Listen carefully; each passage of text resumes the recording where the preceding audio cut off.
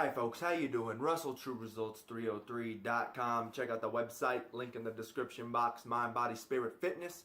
Putting the healing back in health. Once again, when you're at the website, click on that free gift button. Setting goals, nutrition, supplementation. Hopefully those are going to help you on that journey, right? It's all about learning, sharing, and growing. Hopefully this works out for everybody. Once again, check out the podcast, Facebook, Google+, True Results 303, Twitter, TRURWW. One of these days I'm going to change it. Coming at you today with a Catholic video, right? So you've already clicked on it, you know what it's about. I'm a Catholic, and I just want to talk about the Catholic abuse, the scandal, right? The sex scandal. I'm going to talk about it. So, I think it's very misunderstood, and the talks that I listen to when I am doing some research on this, of course, is like a 30-minute YouTube video, and then it's only a 2-minute section where this is brought up. So the first thing that we need to understand, or the first thing that we as Catholics need to admit, is that the church went about it in a horrible way. Right? They didn't resolve the issue. They tried to hide it. That is horrible. There is no excuse. We handled it in a horrible way. But the thing we've got to understand is, I guess, maybe why it happened. I guess we'll go with why it happened, and I guess the first thing we've got to understand is it's almost no difference than the public school. That was one of the main talking points that someone have said. There is just as much, if not more, sexual abuse scandals in public schools than there are in the Catholic Church. And people were leaving the Catholic Church in large numbers, but we're not leaving public schools. So the first thing is, it's almost identical, if not more, on the side of public schools. So that's one thing that we have to understand. Okay? So it's everywhere. It's not just in the Catholic Church. All right? And I was listening to a priest, Father Larry Richards. He's someone that I look up to, and I listen to a lot of his talks on Catholic radio and on YouTube. Check him out. But the biggest issue, and he brought it up in one of his talks, was everybody wants to say that it is the rule of celibacy, that a priest must be celibate or cannot marry, that is the reason for this. Okay, that's the reason for it. And one thing that Father Larry Richards said was, first of all, we've got to understand how much education that a priest has to go through in order to even become a priest. Okay, so I brought it up. I'm on, I don't know if you can see it, I hope it doesn't unplug. I'm on Wikipedia right now. You can hopefully see the webpage right here, Wikipedia. So this is the education that it takes for a priest to become a priest. Okay, it says in the United States, priests must have a 4-year university degree in philosophy, plus an additional 4 to 5 years or graduate level seminary formation in theology with a focus on biblical research. So 4 years philosophy, 4 to 5 years specifically for religious things. So that's 8 to 9 years that these priests even have to go to college for in order to become a priest in America.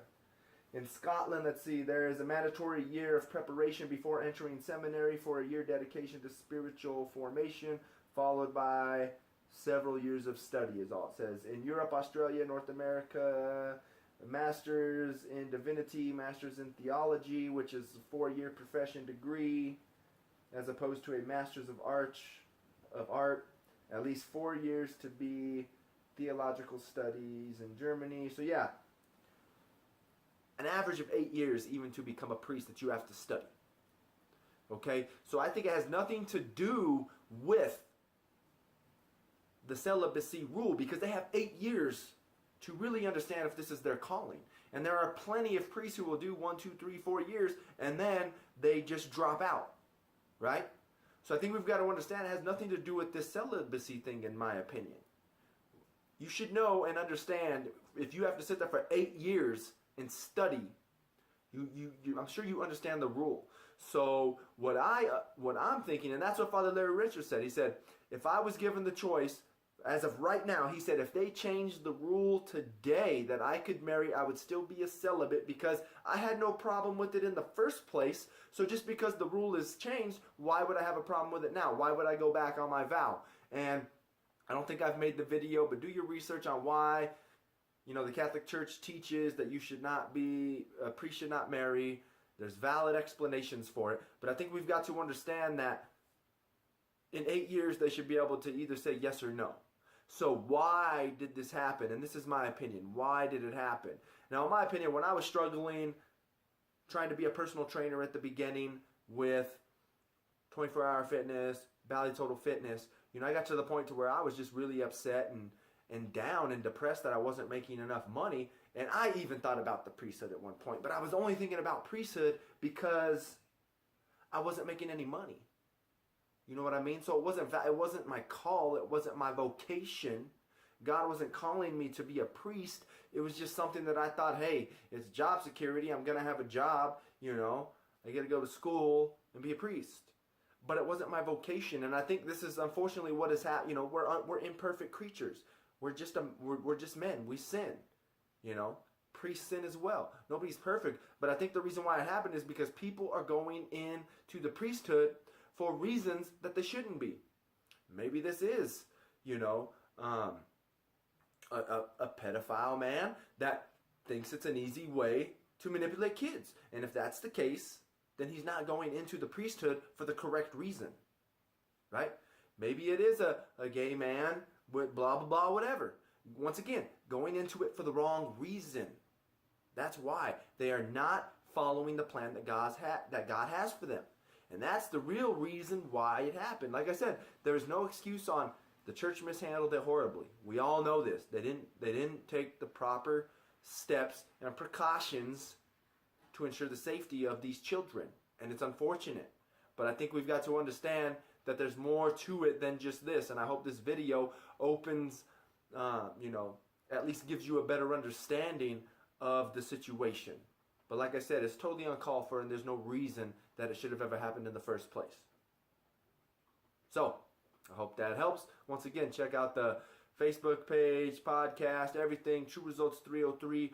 Google it. Join the community. We need to turn this I into a we, because we are more powerful when we join together as a community. So, subscribe to the channel, share and like these videos.